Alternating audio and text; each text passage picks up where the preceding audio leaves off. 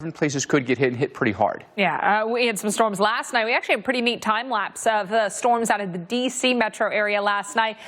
Those storms brought a little bit of everything. Hail, gusty winds, big rain, and there's the time lapse. The Capitol building stays that one bright spot of white, but you've got the lightning, obviously the very dark gray sky, but kind of looks like reminiscent of one of those, the world is coming to an end movies where the Capitol has all the action happening around it. No aliens with this one, though, so guys, don't worry. Here you're getting a look at those winds with the storms. That woman's umbrella just goes flying out of her hand.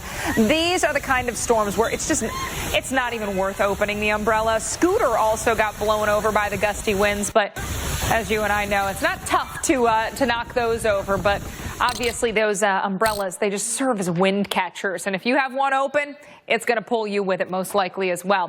Possibility of damaging storms out there today from portions of, say, Virginia and West Virginia all the way up into Maine. So with these storms today, we're again watching for that likelihood that you get in on some strong winds that could take down some trees, maybe even lead to some localized power outages. Future radar, the storms that Mike was just showing you, they continue to move off towards the east as we head through the evening. So New York, you could be looking at some storms into the mid and late evening hours. As we get into the really late evening and overnight, you can see things really begin to quiet down. As we head into Thursday afternoon, little activity over into, say, eastern Ohio, western Pennsylvania, but obviously a quieter afternoon for portions of the area, say northern New York, parts of Vermont. We don't expect the severe weather there tomorrow.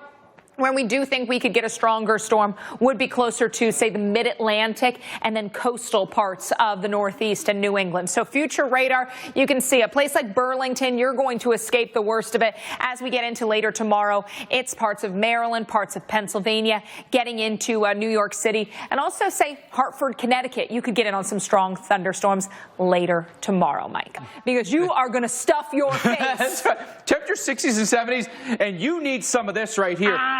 Cheese sriracha funnel cake bites. So you took funnel cakes, you add cheese, you add sriracha, and you whatever this is, but I'm sure it's great. It's sweet and tangy, right? Some of the fair foods are incredible. How about, if that's not good enough for you, fried taco on a stick? Yep, because everything should be on a stick. Yes. Absolutely. The deep fried dilly dog, by the way, which is a bratwurst stuffed inside a pickle and then fried and put on a stick. On a stick, because sticks are where it's at. We got some more to share with you. There are some pretty epic foods. Minnesota State Fair, if you need representatives, I'm just saying we're willing. We're willing to come up there.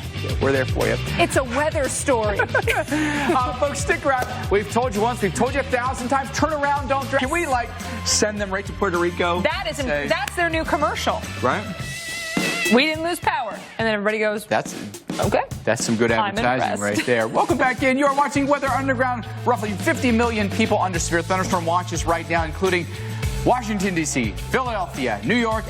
In the last 40 years, 31 major floods have devastated cities across the U.S., each one causing at least $1 billion in damage. Today, the Weather Channel Explorers kicks off a 3-part series called Fighting the Floods. Our Dave Malkoff investigates how 3 cities devastated by flooding are racing against time. An incredible and once you stick around, coming up after the break, Dave's going to rejoin us. We're going to talk a little bit more about how cities are combating floods. Yeah, in the meantime, though, we want to take you to Dave Malkoff rejoining us here in the studio tonight to talk about his series released today, Fighting the Floods. And you look at some of these cities, just highlighted Ellicott City there in Maryland. It's been decades in the making, maybe even some places. As a wagon wheel city, and it's got those little narrow streets, and it's supposed to have all of this water pushing me. So now they want to bring people in, but we've got more water in the atmosphere. So we've got a warmer atmosphere that holds more water, and now we've got these. Any kind of pushback in terms of the possible plans to ultimately kind of change the way the city is worked around by the water. Yeah, bedrock underneath there, and they'll move the water away from it. When decisions have to be made on that level, it can be a long timeline to actually. Some people saying, I'm not waiting, that one restaurant owner taking matters into his own hands. He said, you know what, I'm going to do what I can for my property. Or to do that. No, not everybody can. That's why you need federal funding, you need local funding, and you need in some cases, people doing it on their own.